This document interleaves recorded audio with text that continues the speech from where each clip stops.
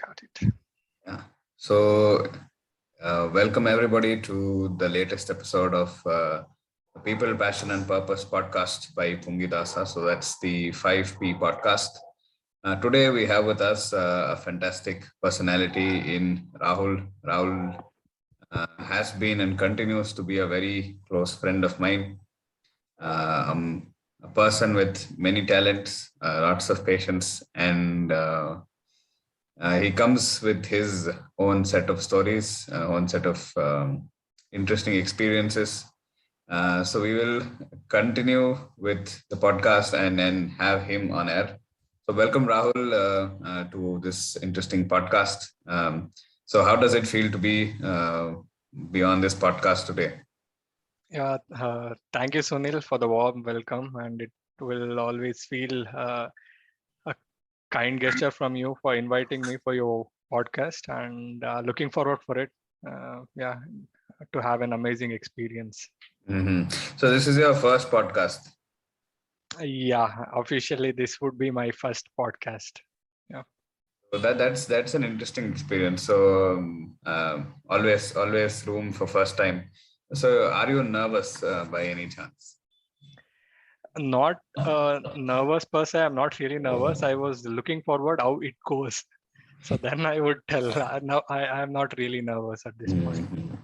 And this is going to be a conversation between two people, and then usually I am the one talking in almost all the other conversations, but this time I'll let you speak. So I would put you through a series of questions now, so we could just do a warm up, and then we'll go to say some more interesting questions. So our research has told us that you hold a patent in some interesting technology, and you also are an avid reader of Kannada literature. So we'll start with that. So how is it that you came to appreciate literature? Uh, to be frank, I was not really a book person, but turns out to be I later become a book person because of reading some stories with respect to my place where I was born. It was Chitradurga. So Mm-hmm. the connection lies from there. So there is a very famous writer called Tarasu. Tara is a very well-known writer. I think the people who have seen the movie called Nagara How can relate to it. So he is a story writer kind of thing, and his way of storytelling is something which was quite unique. I'm not really a book reading person, so I just my grandfather gave me that book and told me just read one page. So that's how I started, and I went like for a week, so completed the entire book, and then I picked out the entire series. So it starts with it's a story of a king, how he becomes a king. So it's something like that. So it was quite interesting and fascinating to get in that pictures. It's a Chitradurga. If you know the Chitradurga fort, it's a seven.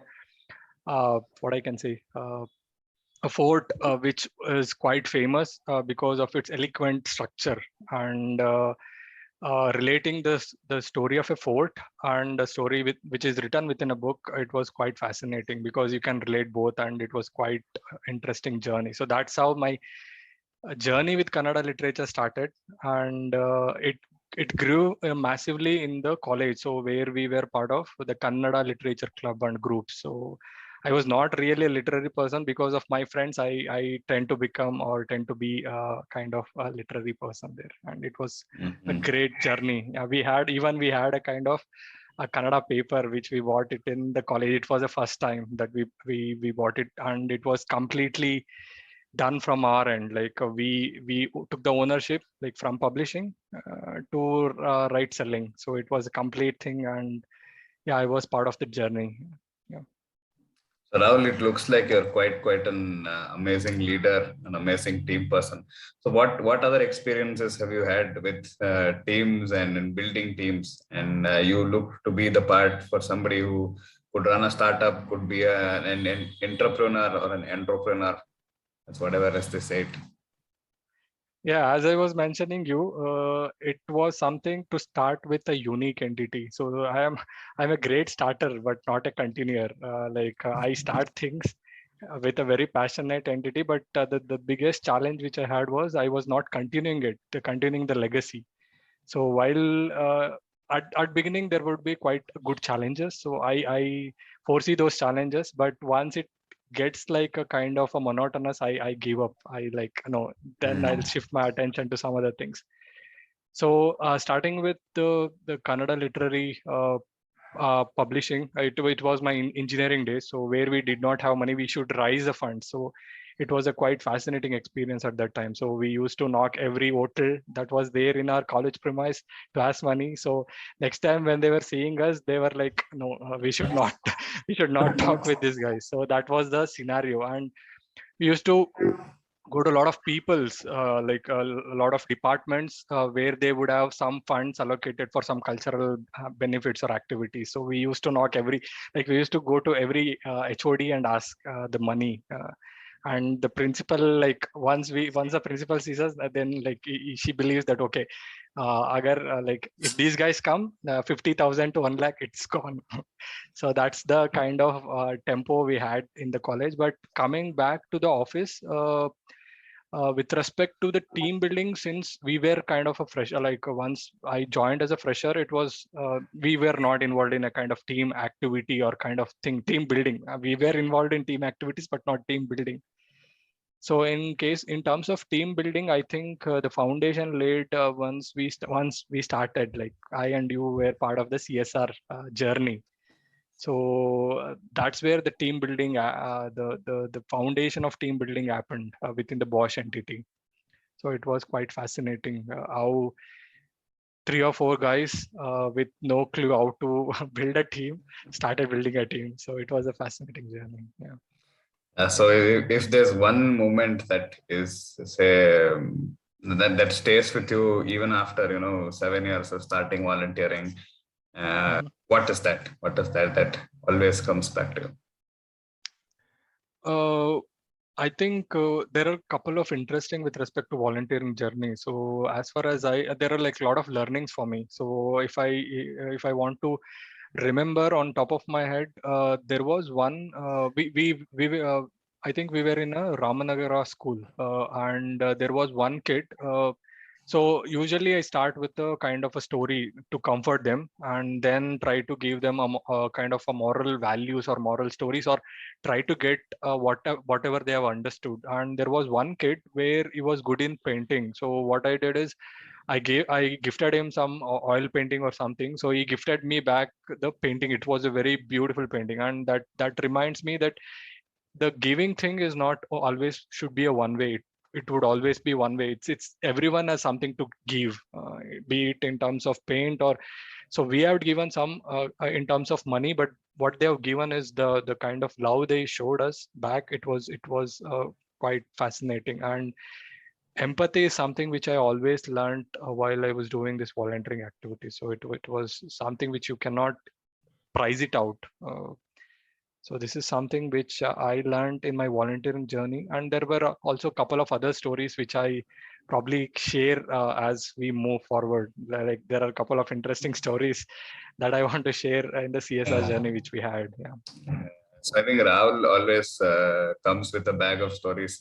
Rahul was our usual suspect. There were a few who usually were part of the core team, and Rahul was the first one to talk with these kids, show them inspirational videos, get them all excited and riled up, and TG always, Rahul TG, or TG as we call him, always is the silent supporter in many activities.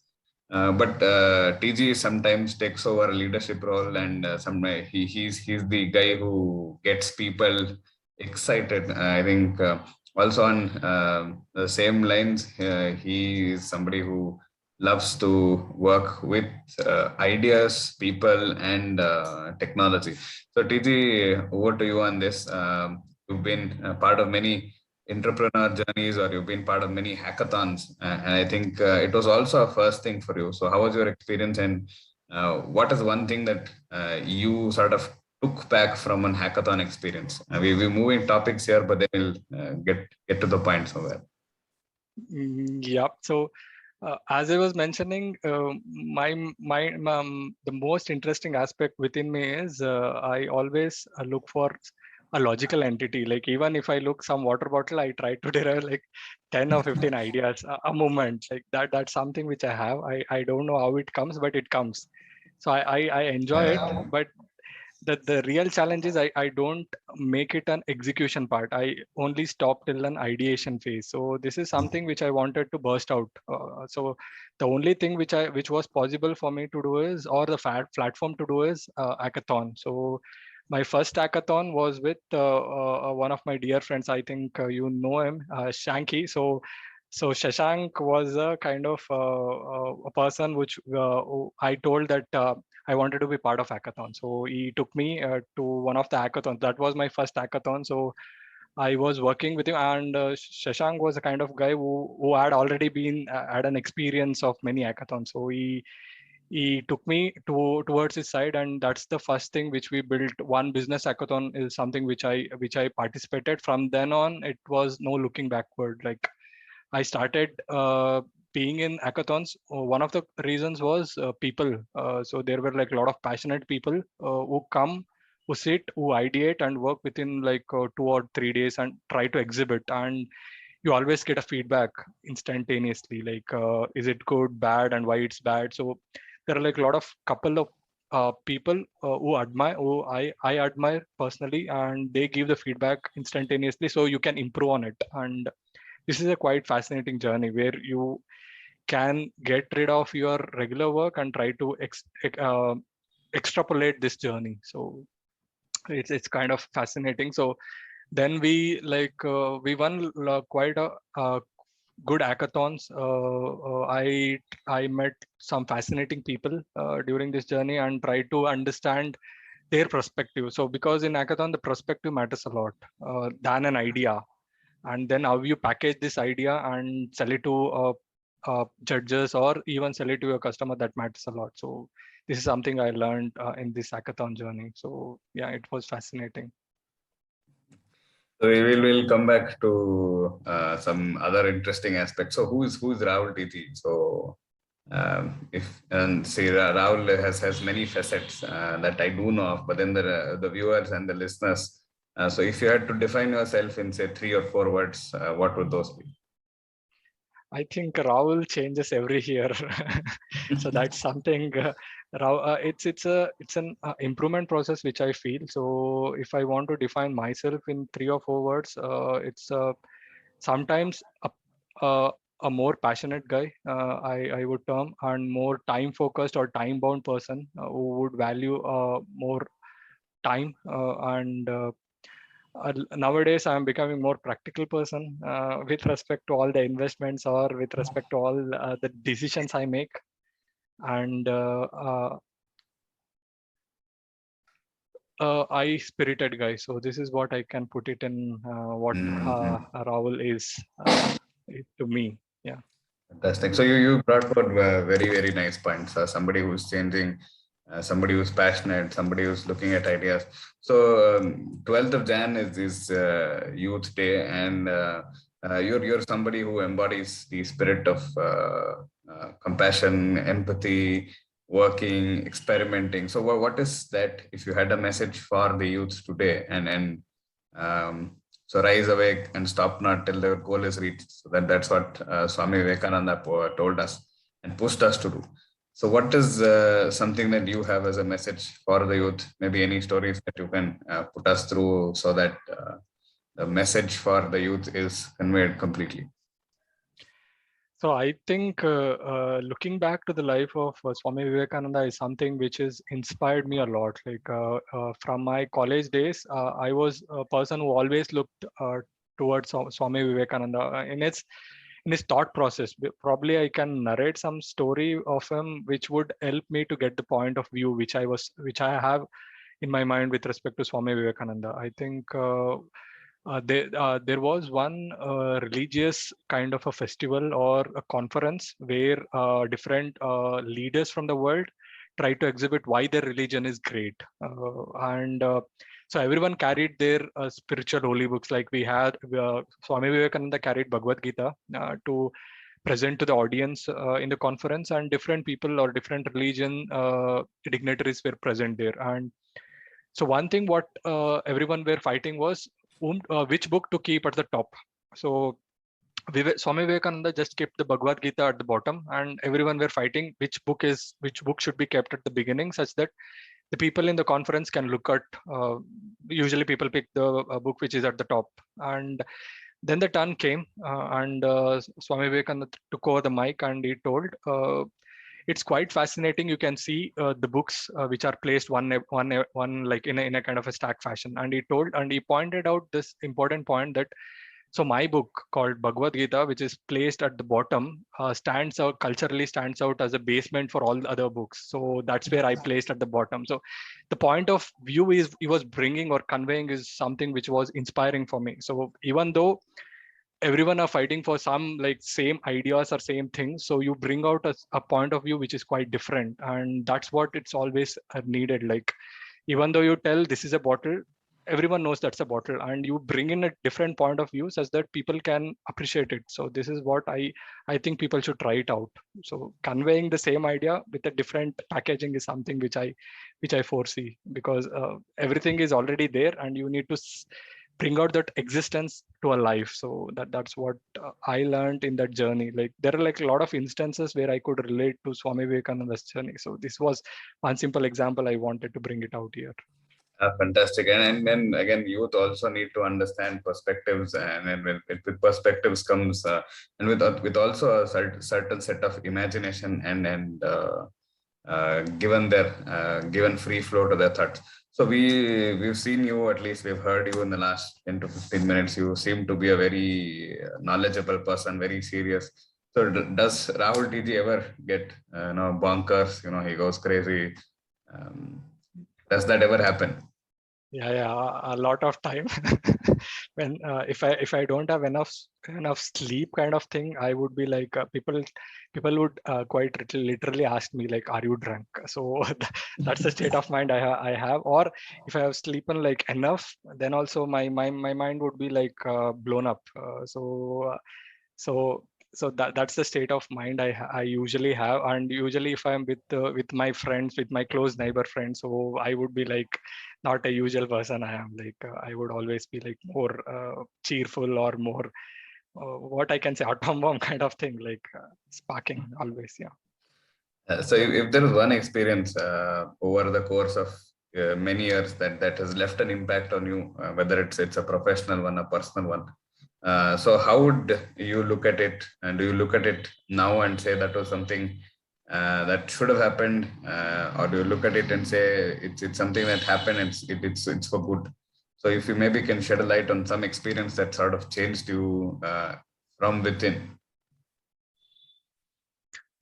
I think within the journey which I had, there are like a lot of instances which I can like narrate or give telling that this had a significant influence in my thought process basically. So if I want to narrate or to give an example of one or two instances which had changed my view of life, was I think I would give two examples. One was in college and one was in office, so people can relate. So when I was studying in college, I was this a very shy, or I could tell myself as a very shy kid, or who was I did not have kind of stage fear, but I was always reluctant to go and show people that what I have, or to tell people that. So people would not notice me that I would be existing in the entire class itself. So people were like, I used to always be a kind of a silent guy or a shy guy. So I need to make a decision telling that I had been this kind of personality for a long term. I should come out and speak. So that was a big transition for me personally, and I made a decision that I would be doing like third year of engineering. I decided no, I would be speaking a lot. I would take up some public speaking things, and that's when I decided. And I joined this committee where people organize fest and everything. So I tried that, and uh, luckily what happened is I was not part of the main committee. I was part of the subcommittees where people should work. Like since I was involved in subcommittee, I am like a work person. Like given any work, I would be like a work person. I'm not like, okay, I have the work and I should prove that this work, the given work is something which is larger than me. So I was part of this marketing committee at the time. We had this fest, and I was part of the marketing committee. And looking into my way of doing things, I was part of a lot of committees by the end of the fest. So in the next year, usually the principal or the department head holds the flagship of like bringing the fest to life or inaugurating the fest. So that year the HOD was not there, so the committee asked me to honor that flag, and that was quite fascinating because I was not part of any committee, but my work stood out, and people asked me to flag it off, and that's something which I always understand, that if you believe what you want to do, or your work would stand out than like you speak out telling that I have done this and I have done that. So this was something a very big learning in my life. So till now I always stick on to my work than I literally telling that I have done this, I have done that. So this was one learning. So huge learning for me. We're So, two different people there. So marketing is something that I usually do, and it's sometimes flagged off as too much. So I am looking forward to the second episode wherein you are saying something about the office. So let's get to that. yeah.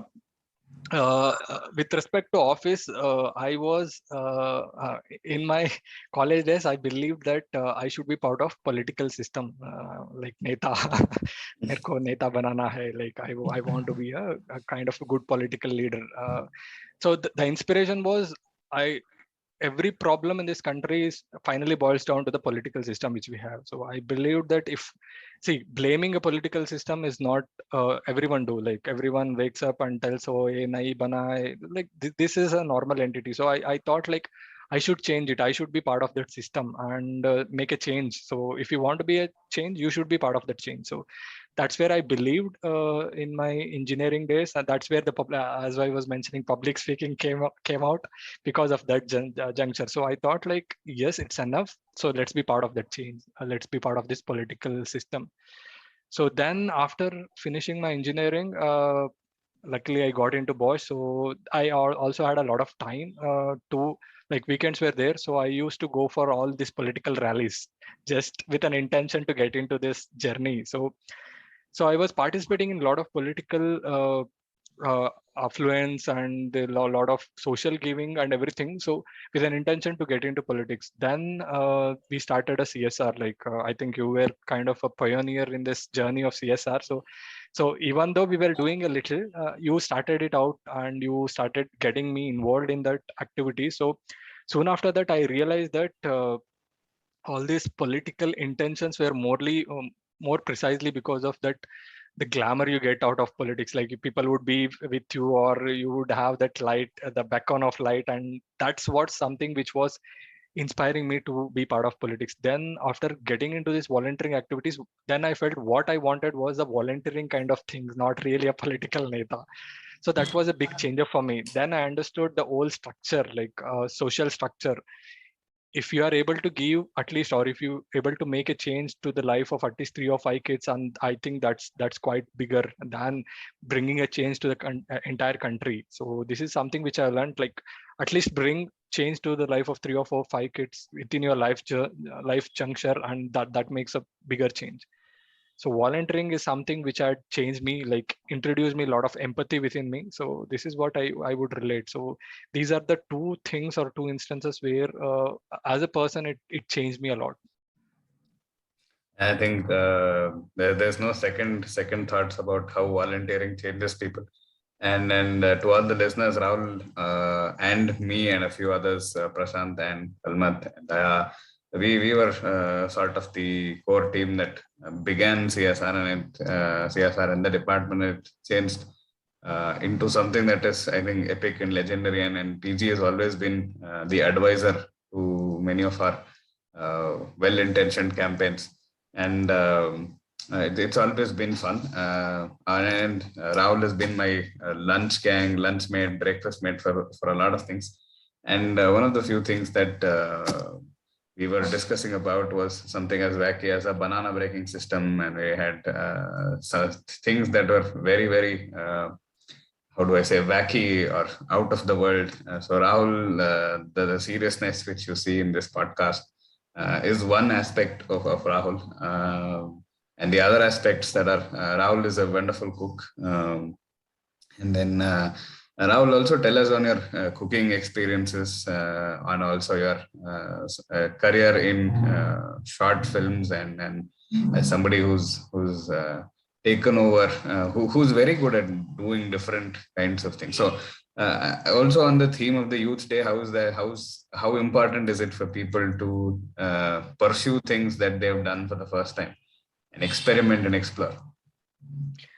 I think again, cooking was not part of my job or interest, but I'll tell this interesting story how I get into this cooking stuff. So usually I stay like around 21 kilometers from Bosch or my work location. So only time I get to spend with my mother was like the cooking time, which we have like around 30 or 40 minutes. So where the lot of conversations happens. So that's how I started developing a kind of interest, not really a kind of interest, like whenever she cooks, I would be like watching her, and that's how I get an intuitive sense how it works. So once I was in Germany, I should cook. So that's where the nurturing of cooking started.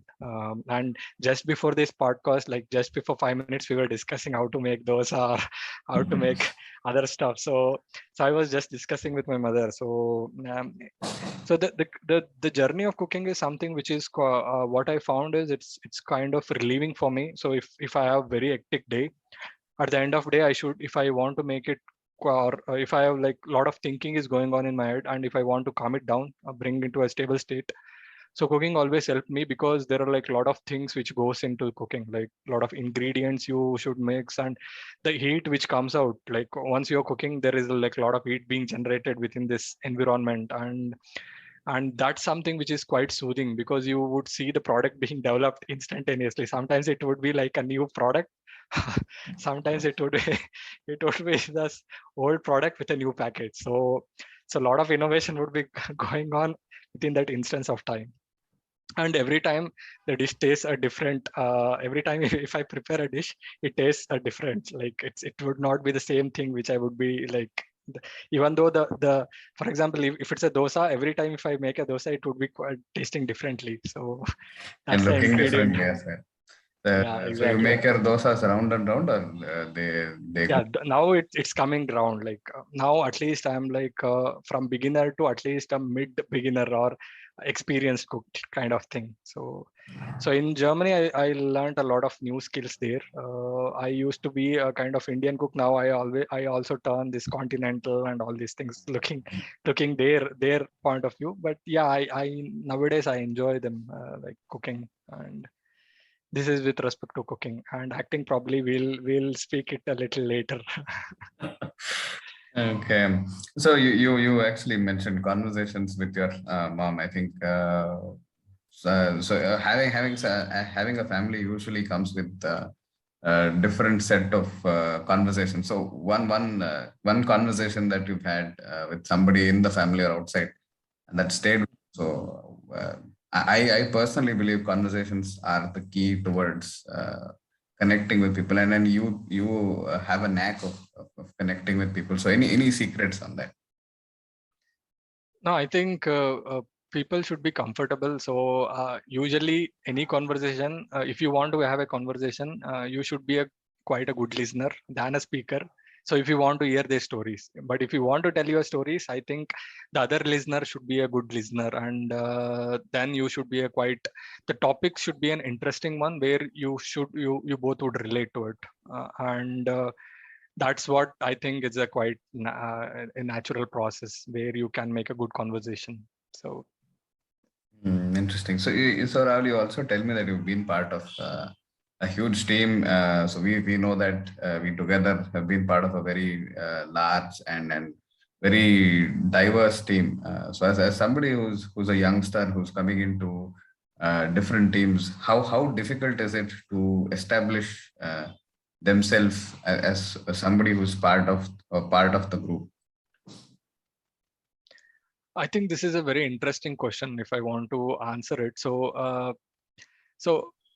there is a notion of this kind of a leadership. So people tell you should be a leader and all these things, and to become a leader, they give you certain like preference that you should talk loud or you should be a kind of alpha male or something. So what I always believe is if you are leader for yourself, and it would stand out eventually. So even if you start with a kind of a team structure where there is an hierarchy, already built in hierarchy, and if you want to break it that norm, so having your standpoint of view or a strong point of view and standing out within a team is quite essential. So that makes a whole ingredient. So inclusion of a team is something which is quite important. It could be you could start to the bottom of a team structure which we define in the corporate world or within a entity. So having your point of view or sticking to what you are or what you believe is quite important. So that makes you a quite different from other adults in this structure. Interesting, interesting. So, because I come to this purely because Rahul, you look like somebody who's somebody who's a good mentor, and good mentors usually have good mentors. So, uh, how important is it? What is that magic thing when somebody is teaching you, or somebody who's a guru or a teacher? What is that should be very important in terms of them coming to you or you coming to them? What is that? What is the magic that works?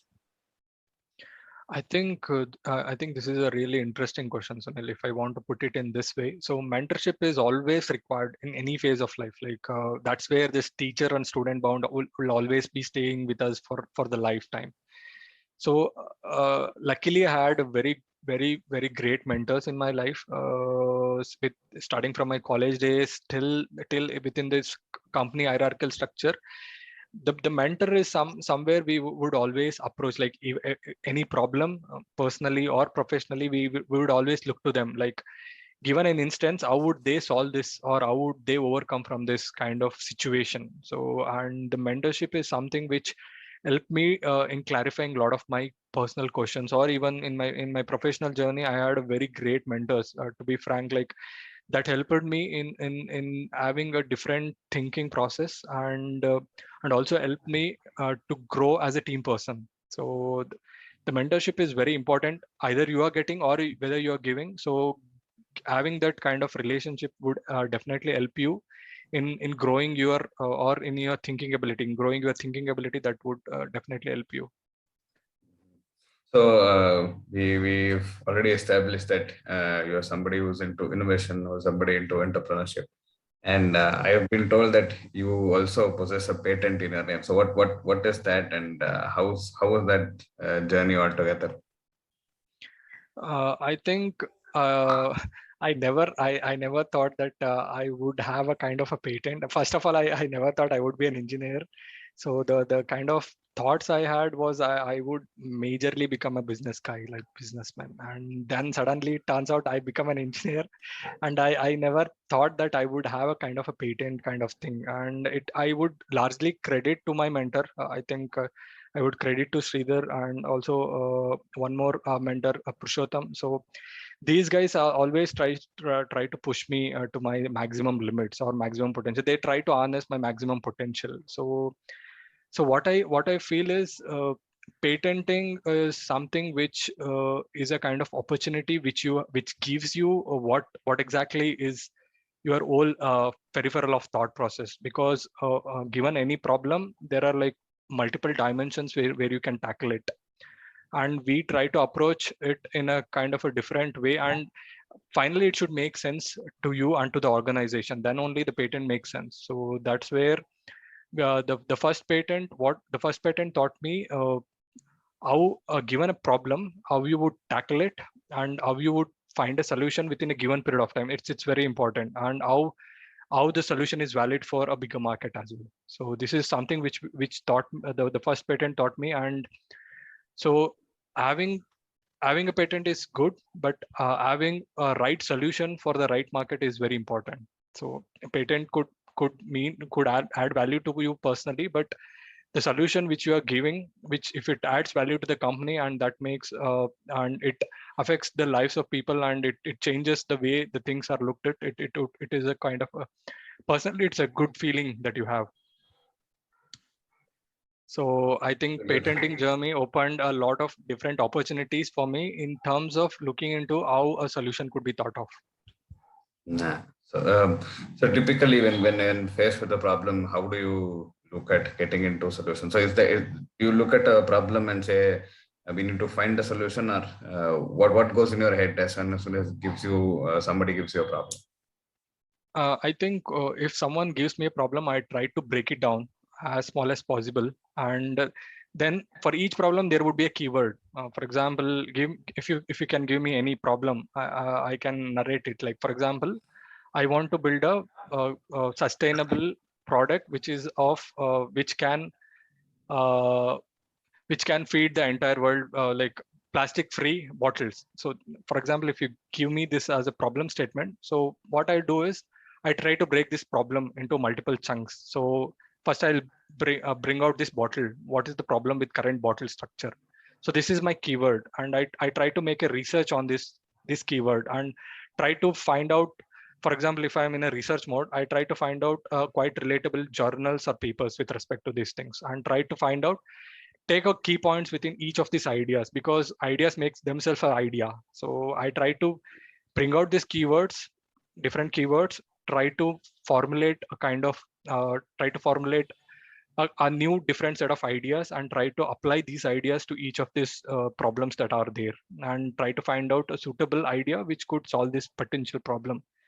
And the very important aspect which I learned is people would always tell me that you always go into research mode, you will never bother about the time. And having this time into your into your problem statement is very important. Like you can solve a problem with 1,000 ideas, but finding an idea which would solve within a given period of time is very important. So this is what I learned in this journey. So I do a lot of research, and finally I kill out a lot of time, but having the balance between them is something very important. So given any problem, I try to find out the keywords and try to find out what exactly is the current solution and how should I bring in a new solution where it would encompass the current solution, adding a new values to it. So this is my methodology of doing it.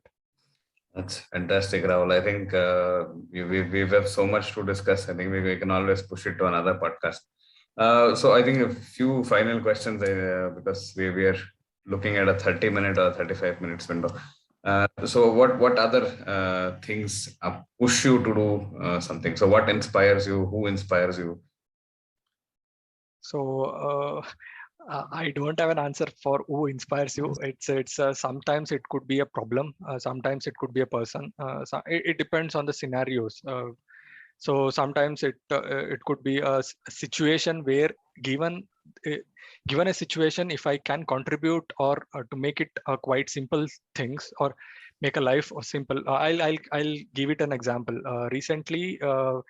We are moving a house from Bangalore to Chitradurga, and I encountered one problem with respect to the logistic entity. So every time I call a person, he asks how many furnitures are there, how many tables are there, what all things are required, and what all things. So what I thought is a simple idea. I take a video, and the video, if it captures what all things are there and give me a list, and every time if someone asks, I can just point out the list. And this is a quite kind of a problem everyone faces.